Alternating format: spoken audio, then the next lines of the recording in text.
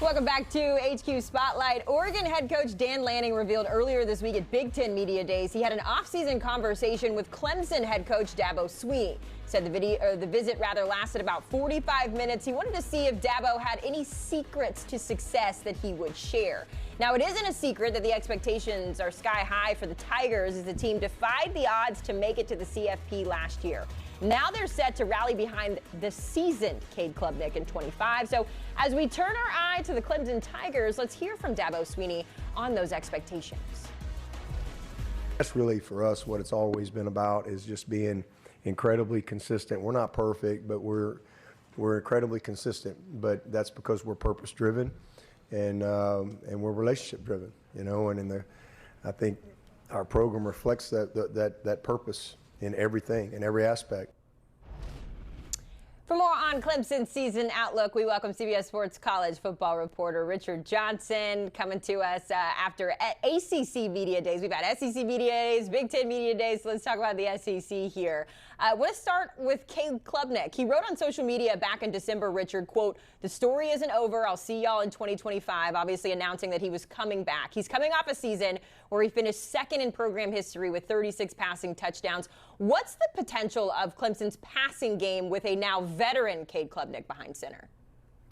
I think the potential is very high, and a tantalizing addition that they made from the transfer portal. Yes, Dabo Swinney and Clemson used the transfer portal to add FCS wide receiver Tristan Smith. He's a long, lanky target who comes in and kind of fills the Mike Williams mold, if you remember the Clemson National Championship teams, that era. He, to me, is a very interesting addition to this wide receiver room that has Tyler Brown and Antonio Williams and Bryant Wesco. If he's able to give them a different dimension, especially able to stretch the field, I think this Clemson passing offense could be really scary. Clemson has Cade Klubnik, a very veteran signal caller at the controls.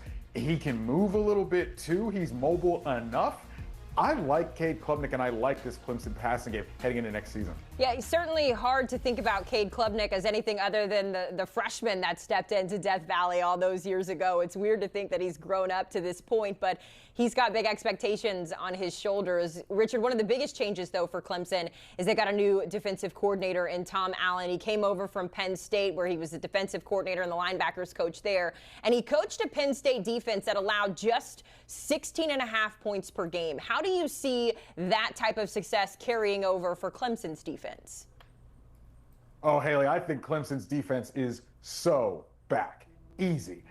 Will Helt is a transfer in from Purdue, the first scholarship defensive transfer that Clemson has added in the transfer portal era.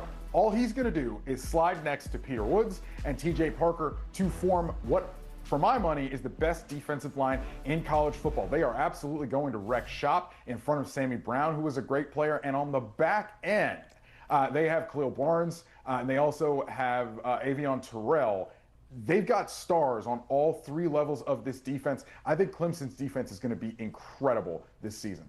Let's continue the conversation when it comes to the defense, though, Richard, and we'll stay in the secondary for this one. Clemson is going to return their cornerback, Khalil Barnes. He led the team with 4 interceptions last season. He has 7 through his first 2 seasons. What other questions do you need answered, though, about that defense with a new defensive coordinator and all the things you just laid out for us? Well, I think first and foremost, Barnes and Terrell are all ACC players. I mean, they're incredible talents on their own. Terrell is the brother of A.J. Terrell, who's an all-pro corner for the Atlanta Falcons and a former Clemson Tiger himself. I think because of how good Clemson's going to be up front, it even makes their job easier on the back end as defensive backs. That's a defensive back's best friend, a great pass rush, and Clemson has it. Something you mentioned earlier, Richard, feels like it was the biggest news of the offseason, is that Dabo Swinney going against his morals and using that transfer portal. We've got 3 new transfers to get to know. I think we have them on a graphic as well for you guys at home to take a look at. And in case you're wondering at home, this is the most transfers in program history for Clemson. There they are there. Richard, from your perspective, number one, how surprised were you to see Dabo going into the portal there? And number 2, who's going to be the impact guys to know from that transfer class? Well, we've been begging Dabo to go in the portal as college football onlookers over the last few years, been begging Dabo Swinney to modernize. But in the sound that we played before you introduced me, he talked about a relationship-driven approach Those are his morals, and those are things that he bases this program on. And he was not, just would not compromise the foundation that he built this program in to go on like a Colorado approach, right? And bring in like 50-odd transfers. He just wouldn't do it. So they're going to be judicious about the transfer portal. And you saw the graphic that we just put up. 3 transfers, the most Clemson's had in the transfer portal era. That ain't a lot. And so Clemson has taken the approach, we're going to build through high school recruiting, we're going to build a firm foundation of talent, and we're going to be very judicious in how we augment our roster through the transfer portal. They went and they dipped their toe in it last year, and they came out with Tristan Smith and Will Held, who I really think are going to be impact players on both sides of the ball for the Tigers this fall. Sometimes you just got to adapt, Dabo. I know it's tough, it's hard. We've seen some coaches go, but shout out to him for using that transfer portal. Let's get to the 2025 season when it comes to a prediction, Richard. We saw Clemson go 10-4 last year. They won the ACC title game before falling to Texas in the college football playoffs. Where is this season taking Clemson this year, Richard? Obviously, the battle for Death Valley in week 1 is going to be huge. But even if they lose that game, they can still run off the rest of this schedule, win the ACC, and potentially be a top 4 seed in the college football playoff. I think that's where Clemson needs to be to reassert itself in the top tier of college football programs. Don't sleep on that Georgia Tech team early in September. That can be a stumbling block. And then obviously we'll have the ACC championship game rematch with SMU in the second half of the season.